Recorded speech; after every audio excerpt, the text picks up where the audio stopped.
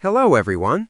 In this video, I'll guide you through how to fix PayPal error while linking a bank account so you can connect it without any issues.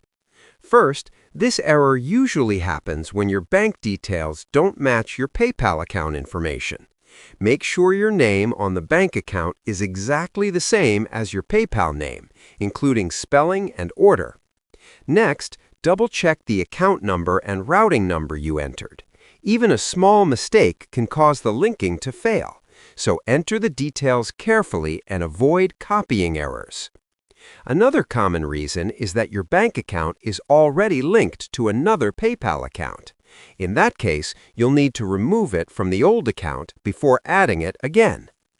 Also, ensure your bank supports online transactions and is eligible for PayPal linking in your country. Some local banks may have restrictions. Try clearing your browser cache or switching to the PayPal mobile app if the issue continues. If you still face the problem, contact PayPal support or your bank to confirm there are no restrictions. And that's how you can fix this error and link your bank account successfully. Subscribe to the channel for more videos.